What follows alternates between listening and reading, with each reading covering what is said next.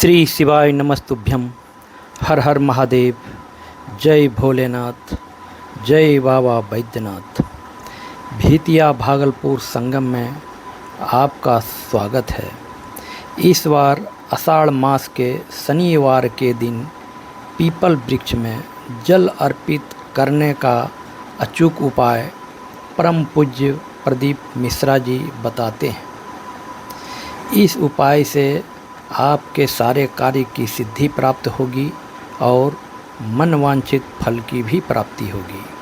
सुने उनके स्वर में।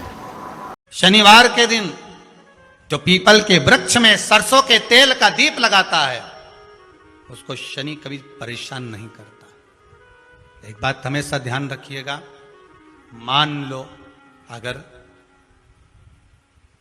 कोई भारी रोग ऐसा शनि महाराज के कारण हो गया हो, अच्छे काम करते करते उल्टे हो रहे हैं, होते हैं किसी किसी के साथ में, विपरीत परिस्थितियां आ जाती है, अच्छा करने जाओ बुरा हो जाता है, अच्छा कर्म करने जाओ बुरा हो जाता है। तो पीपल के वृक्ष की जो छाल होती है, छाल देखिए, पीपल के वृक्ष में जो छाल लगी होती है उस छाल को घिसकर चंदन बनाकर भगवान शंकर का स्नान कराकर, अभिषेक कराकर, पूजन कराने के बाद में पिपलेश्वर महादेव का नाम लेकर, कौन से महादेव?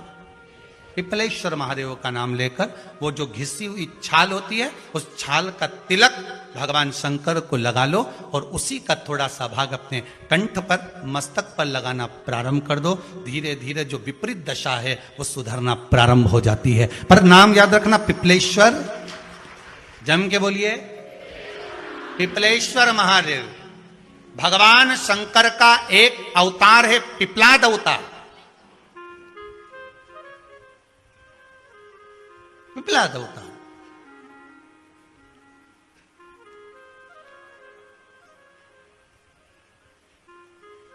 जब दधीचि ऋषि की अस्थियां चली गई, उनकी धर्मपत्नी सुवाच ने देखा मेरे पति को मार दिया गया, मेरे पति की अस्थियां ले गए राक्षसों का संहार करने के लिए, उनकी अस्थियां लेकर चले गए, मेरा पति चले गया। सुवाच गर्व से थी, मरना चाहती थी, प्राण छोड़ना चाहती थी। शिव जी ने देखा ये तो अग्नि के ऊपर चढ़कर अपनी देह त्याग रही। शंकर भगवान ने आकर कहा, रुक जा सुवाच, रुको, तुम्हारे गर्भ में बच्चा है, तुम्हारे गर्भ में बच्चा है, वो बच्चा मर जाएगा। अब इस बच्चे को जन्म देकर भी क्या करूंगी? नहीं पिता, तुम्हारे गर्भ में जो बच्चा है वो महाज्ञानी है, तुमने मुझसे प्रसाद के रूप में मांगा था, कहा था शिव जैसा पुत्र होना चाहिए, तो क्या तुम शंकर को नष्ट कर दोगे? मैं शंकर को जन्म दूंगी। सुवाच ने 2 पत्थर उठाए, अपने गर्भ पर मारना प्रारंभ करा, गर्भ पर मारा, बच्चे ने जन्म लिया। बच्चा 7 महीने का था। उस बच्चे को उठाकर पीपल के कोटर में रख दिया। पीपल की कोटर। एक गिलहरी पीपल के फल को लेकर आती थी, पिपलाद के मुंह में देती थी। शिव का एक अवतार, इसलिए शंकर का नाम ही पिपलेश्वर महादेव। शिव का एक अवतार पिपलाद के रूप में हुआ है। तुम क्यों चिंता करती हो? तुम चिंता मत करो, तुम्हारा पुत्र जन्म दो तुम। और दिया धन सुवाच ने, उसके बाद प्राणों को त्यागा। और उस पीपल के कोटर में अगर भरण पोषण करने वाला कोई था तो वह देवाधिदेव महादेव था। फिर निवेदन करेंगे, माता के गर्भ में बच्चा रहता है, उसका भरण पोषण करने वाला मेरा देवाधिदेव महादेव है। अगर जन्म उसने दिया है तो मृत्यु भी वो देगा। अगर तुमको कुछ ज्ञान दिया है तो अच्छी जगह पर भी वही पहुंचाएगा। आप जो अभिलाषा लेकर आते हैं, बच्चे कहते हैं हमारी नौकरी नहीं है, सर्विस नहीं है, हम इस कॉलेज में पढ़ना चाहते हैं, हम इस जगह जाना चाहते हैं, हम इस पद पर जाना चाहते हैं, बस इतना याद रखना, तुम्हारा भाग्य बुरा नहीं होता। कभी भी याद रखना, संसार में जिसको भगवान ने जन्म दिया उसकी किस्मत कभी बेकार नहीं हो सकती। अगर भगवान तुम्हारी किस्मत बेकार होती तो जानवर बनाकर पैदा करता, इंसान बनाकर नहीं। किस्मत अच्छी थी इसलिए इंसान बनकर पैदा, जानवर बनाकर पैदा नहीं करा। अगर तुम्हारी किस्मत अच्छी थी इसलिए मनुष्य बनकर पैदा हुए हो, इंसान बनकर पैदा हुए हो, मानव बनकर पैदा हुए हो। भगवान को दोष मत देना कि भगवान ने किस्मत बेकार दी है। भगवान ने किस्मत अच्छी बनाई है इसलिए तुझे मृत्यु लोक में जन्म दिया। भगवान ने भाग्य अच्छा बनाया इसलिए तुझे शिव महापुराण की कथा सुनने का मौका दिया। नहीं तो भाग्य में नहीं होती तो कहां से मिल जाती। किस्मत अच्छी है तो भगवान फिर नौकरी भी लगाएगा, धंधा भी करवाएगा, सर्विस भी कराएगा, विवाह भी करेगा, शादी भी करेगा, मकान भी बनाएगा, जायदाद भी देगा, संतान भी देगा। उसने दिया है पेट तो भरेगा वही। हम काय को अपने माथे पर ले, मैंने इतनी पढ़ाई कर ली, मैं इंजीनियर हो गया, मैं ये बन गया, मैंने तो ये कर लिया, उसके बाद भी मैं घर में बैठा हूं, मेरा छोरा घर में बैठा, इतना पढ़ने के बाद बैठा। जन्म उसने दिया है, भाग्य उसका है, किस्मत उसकी है, तो कहो उसको कि शंकर का भजन कर, मंथन करे, मक्खन निकलेगा और घी भी जरूर बनेगा। हारना मती। जब तेरे 3.5 करोड़ बार गिनती मत करना, गिनती वो करेगा। तू तो भज, तू कुबेरेश्वर का स्मरण कर, तू महाकाल का स्मरण कर, तू काशी विश्वनाथ का स्मरण कर, तू महाकाल राजा का स्मरण करके तो देख। शिव का भजन कर, 1 लोटा पानी ले जाकर रोज चढ़ा शंकर जी के मंदिर में जा। शिव से भजन करने में क्या देरी। नहीं जा सकता शिव मंदिर में जाने में। बच्चों को अगर शर्म आती हो तो बेलपत्री के पेड़ के नीचे पानी चढ़ाया, वो भी नहीं कर सकता तो पीपल के पेड़ के नीचे चढ़ाया, वो भी नहीं कर सकता तो आंवले के पेड़ के नीचे चढ़ाया। पर कहीं जुड़ तो सरी, एक बार साध तो सरी, पकड़ने का प्रयास तो करो परमात्मा को।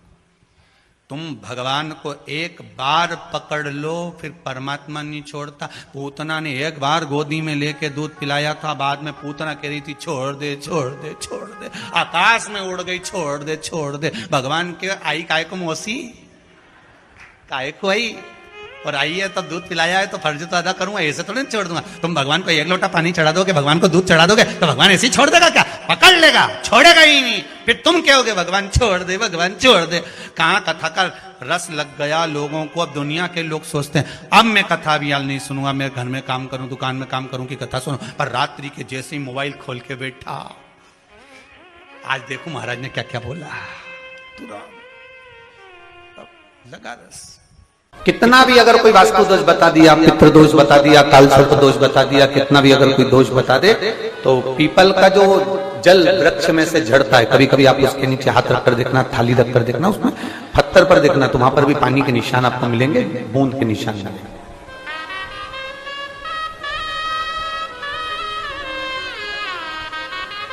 मात्र उस पीपल के वृक्ष के जल की एक बिंदी, एकमात्र बिंदी, शंकर भगवान का जो शिवलिंग है जलाधारी है, चरण है, गणेश कार्तिक का स्थान है, अशोक सुंदरी का स्थान है, और प्रत्येक जलाधारी में से पानी बीच में से आकर नीचे की ओर गिरता, नीचे की ओर गिरता।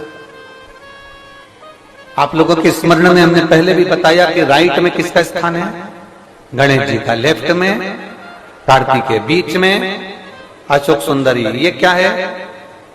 पार्वती जी का हस्त कमल शिवलिंग, और ऊपर से जो जल एक एक बूंद शंकर जी के शिवलिंग पर गिर रहा है, वो शंकर जी की 5 लड़कियां जया, विषहरा, शामलीवारी, दौतली और देव, शंकर जी की 5 लड़कियों, एक एक बूंद पानी शिव जी पर गिरा रहा। जहां जल नीचे गिरता है उस स्थान से जहां तक जल बहकर जा रहा है, उस स्थान तक 33 कोटि देवताओं का स्थान, 33 कोटि देवताओं का स्थान। अब जहां पानी आया, जहां नीचे गिरा, उसके बीच में जो स्थान होता है, आप लोगों ने देखा है कि नहीं देखा? जिनने देखा है जरा हाथ उठाओ। ये पानी जैसे यहां तक आया और यहां के बाद नीचे गिरेगा, तब वो नाली के माध्यम से बाहर जाएगा। तो जितनी दूर यहां से वो नीचे की ओर जो गिर रहा है, यहां से वो नीचे की ओर जो पानी जा रहा है, ये जो स्थान होता है, ये हमारे 3 दोषों को निवारण तुरंत कर देता है। एक हमारा पितृदोष, एक हमारा कालसर्प दोष, और एक हमारा वास्तु दोष का निवारण ये तुरंत करता है। और ये तो हमने केवल आपको शिव महापुराण के माध्यम से बताया कि ये 3 दोष का निवारण कर देता है। पर यदि कभी आप ध्यान से लिंग पुराण को पढ़ेंगे, आप यदि लिंग पुराण को पढ़ेंगे और गीता प्रेस गोरखपुर की लिंग पुराण को लाकर यदि आप पढ़ते हैं, या गीता प्रेस गोरखपुर की शिव अंक को भी आप अगर पढ़ेंगे, उसका नंबर हमारे स्मरण में नहीं आ रहा है, शिव अंक को भी अगर आप पढ़ेंगे तो उसमें भी आपको वर्णन मिलेगा कि हम तो केवल 3 दोष का बता रहे हैं, पर हमारे शास्त्र तो यहाँ पर और भी दोषों का वर्णन कर रहे हैं। जैसे किसी ने बता दिया आपको शनि का दोष है, किसी ने बता दिया मंगल का दोष है, किसी ने बता दिया आपको केतु का दोष है, किसी ने बता दिया आपको राहु का दोष है, किसी ने आपको कह दिया कि बृहस्पति का दोष है, किसी ने कह दिया आपको ये वाला दोष है। दुनिया के जितने दोष पीपल के वृक्ष के झड़ता हुआ जल की एक बूंद का स्पर्श, भले वो सूख गई हो, उसका एक स्पर्श मात्र जहां पानी नीचे की ओर गिर रहा है, उतनी परिधि, उतनी जगह के बीच में जहां से पानी गिरता है, बस उस स्थान पर अगर वो उंगली अपना नाम और गोत्र का स्मरण कर कर भी लगा दी जाए और एक लोटा जल चढ़ा दिया जाए, तो ये जितने दुनिया के दोष है वो अपने आप समाप्त हो ही जाते हैं। शंकर की भक्ति का मूल बोल बम का नारा है। और अच्छे से समझ लो, जरा ध्यान में आ जाए आप लोगों के, नहीं तो गलत कर बैठो तो बहुत स्मरण रखिएगा। शिवलिंग जलाधारी में से पानी बहता है, नीचे की ओर जाता है। जितना मोटा शिवलिंग की ये जलाधारी होती है, उसमें से पानी जहां नीचे गिरता है, जितनी भी मोटी हो, उसमें कहीं पर भी आप बिंदी लगा सकते, कहीं उस स्थान पर आप कहीं पर भी उस बिंदी को लगा सकते। कोई कह दे तुमको कि तुम्हारा मंगल गड़बड़ है, कोई कह दे तुमको तुम्हारा राहु गड़बड़ है, कोई कह दे तुमको तुम्हारा केतु गड़बड़ है, कोई तुमसे कह दे तुम्हारा बृहस्पति गड़बड़ है, तो समझ लेना कि हमारे ग्रह की दशा को सुधारने के लिए ये जो स्थान है, बस उस स्थान पर एक बिंदु एक। अब आज के जमाने में आपने देखा होगा, जब से आप शंकर जी को जल चढ़ाना प्रारंभ करें, जब से आपने शिव महापुराण की कथा सुनना प्रारंभ करी, तब से आपने सुना होगा कि कोई भी अब ज्यादा आपको सुनने को नहीं मिलता कि वास्तु दोष हो गया, कि पितृदोष हो गया, कि कालसर्प दोष हो गया। इसके पहले का जो समय था, उस समय किसी को भी पत्रिका दिखाओ, किसी के पास भी जाओ, वास्तु दोष, कालसर्प दोष, पितृदोष, ये सारे दोष चलते रहते थे। पर तुमने जो एक लोटा जल शंकर भगवान को समर्पित करा, तुम्हारा चढ़ा हुआ जल उसी स्थान से नीचे गिर रहा है जहां हमने बिंदी लगाने का बताया, वहां से नीचे गिर रहा है, तो तुम्हारा दोष जल चढ़ाते चढ़ाते अपने आप वो दोष समाप्त होता चलेगा। सारी समस्या का हल एक लोटा जल। आप जो भगवान शंकर को समर्पित कर रहे हैं, आप भगवान शिव। 3, शिव जी की करुणा का गुणगान करने के लिए 3, जब आप तकलीफ में होते हो तो 3, शंकर को जल चढ़ाने वाला, एक लोटा जल चढ़ाने वाले के पास 3 को भगवान शिव अवश्य भेजते हैं। दुख को समाप्त करने से पहले 3 को मेरा शंकर आपके दरवाजे पर जरूर भेजता है। पहले नंबर पर मां आद्य शक्ति दुर्गा को आपकी पड़ोसन के रूप में, आपके रिश्तेदार के रूप में, आपके कुटुंबी के रूप में, आपके संबंधियों के रूप में, किसी ना किसी के रूप में आपके पास भेजकर बोलेंगे, क्यों घबराती हो, क्यों चिंता करती हो, क्यों टेंशन लेती हो।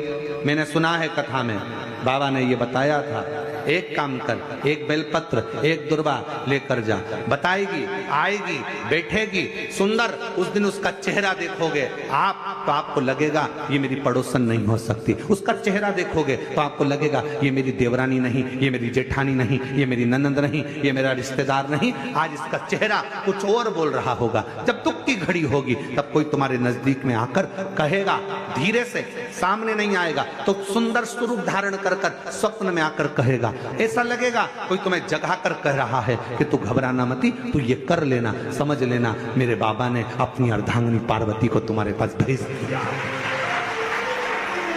मेरे शिव ने अपनी पत्नी को तुम्हारे पास भेज दिया, अपनी अर्धांगिनी को भेज दिया। दूसरे नंबर पर मेरे भोले बाबा, मेरे शंकर, मेरे त्रिकालदर्शी, मेरे करुणा सागर, मेरे शंकर दूसरे नंबर पर अपने गण भृंगी को भेज देते। अभी जो आप कथा चाकरवाड़ी बीड़ में श्रवण करेंगे ना, वहां पर 1 बजे से 4 बजे तक, उसमें कथा में आप सुनेंगे भृंगी क्या क्या करता है। शिव जी के गण श्रृंगी और भृंगी का कर्म क्या।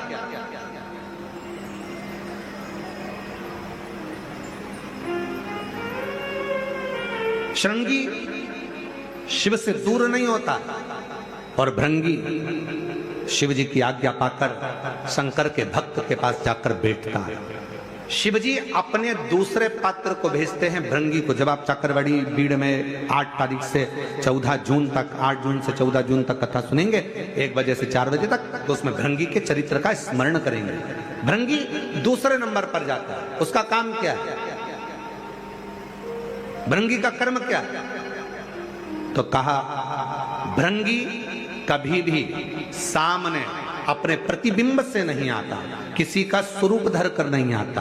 भृंगी आपके हृदय में आकर भीतर से बोलने का प्रयास करता है। ये काम गलत हो रहा है, इसको रोक ले।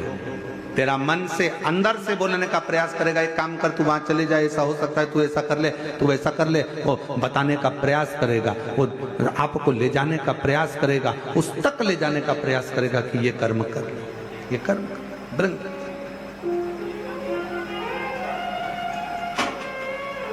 दूसरे नंबर पर भृंगी आपके मन की वाणी को शिव तक पहुंचाने का प्रयास करेगा। और तीसरे नंबर पर भगवान शंकर अपने भक्त का दुख हरने से पहले तीसरे नंबर पर भेज देते हैं अपने नंदीश्वर को, अपने नंदीगण को। मेरे शिव भेजते हैं। नंदी का काम क्या है? जैसे ही नंदी आता है, कोई व्यक्ति के रूप में, किसी रूप में, किसी फोन के रूप में, किसी कॉल के रूप में, किसी पत्र के रूप में, किसी मैसेज के रूप में, जब नंदी तुम्हारे घर में प्रवेश करता है तब वो तुम्हारे रास्ते को क्लीन कर देता है, रास्ते को साफ कर देता है, उसको मार्ग प्रशस्त कर देता है।